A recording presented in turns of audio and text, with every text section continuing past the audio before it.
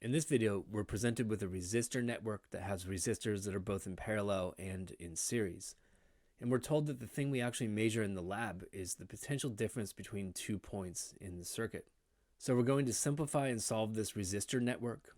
And that means we're going to find the voltage across and the current through every single resistor. And then we're going to use those results to find the potential differences between a bunch of pairs of nodes. So we begin the simplification by noticing that we have two resistors that are clearly in parallel here. They're directly connected by wire at their high end and at their low end. So they're guaranteed to always have the same voltage across them, which is the key to parallel resistors. So there's our parallel equivalent resistance formula. I plug the numbers into my calculator, 1 over 220 plus 1 over 100, press enter, and then 1 over that result gives me the reciprocal I'm looking for, and I get 68.8 ohms.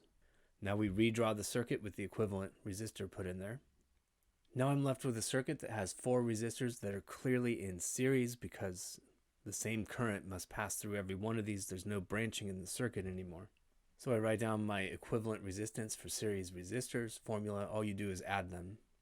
And when I add them up, I get 315.8 ohms. And we redraw the circuit one last time. And now that I'm down to one equivalent resistor, I can find the total current flowing in the circuit. I equals V over R, 3 volts, 315.8 ohms, and I get a total current of 0.00950 amps, which I'm going to write as 9.50 milliamps.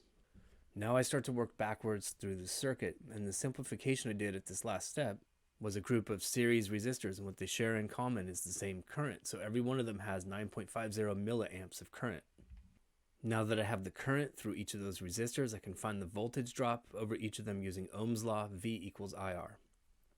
I'm just showing one sample calculation in here for the 47 ohm resistor. I take 0.0095 amps and multiply by 47 ohms. When I do that, I get a voltage drop of 0.447 volts. I do the same thing for the rest of the resistors. I get 0.950 volts for the first 100 ohm resistor. And since the other 100 ohm resistor has the same current flowing through it, that must also be 0.950 volts. And then across the equivalent resistance that came from the parallel combination, I have 0.654 volts. Again, just multiplying the current and the resistance to get that. Then I work back to my original circuit. And what I did in the first step was combine the two parallel resistors into a single equivalent resistor. And what those two resistors in parallel share is the same voltage drop across them. So the voltage drop from here to here is 0.654 volts, and that's going to be true for each of the individual resistors as well. So each of these has 0.654 volts across it. That allows me to solve for the current in each of those resistors using Ohm's law again. I'm going to write I equals V over R. And for the left resistor in the parallel combination, I get 0.00297 or 2.97 milliamps. For the resistor on the right in the parallel combination, I get 6.54 milliamps. And I can do a quick check on my work here. When I add those two currents, I get to a total of 9.51, which is only slightly different from the 9.50 I calculated, and that's just due to rounding errors propagating through the calculations. So that's good. Now I've actually already got my complete solution because I have the voltage and current for every single resistor, but it might be nice to draw them all in the original circuit, so I'll get that done real quick. So there's our completely solved resistor network, and now I want to find the potential differences between a bunch of nodes. And VAB is just the voltage across the 47 ohm resistors, so there's no extra work to do here. That's 0.447 volts.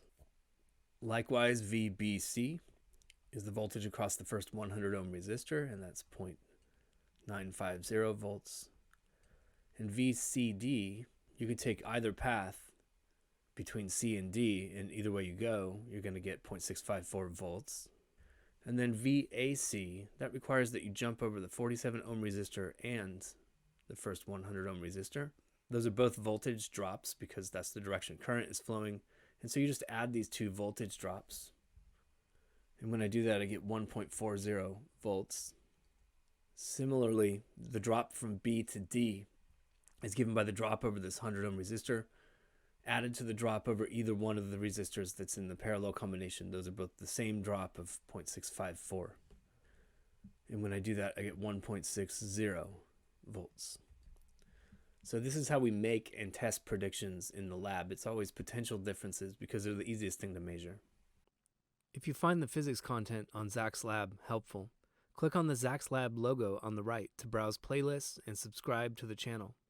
I produce over 100 new videos per month, and subscribing is the easiest way to find new content. Thanks for watching.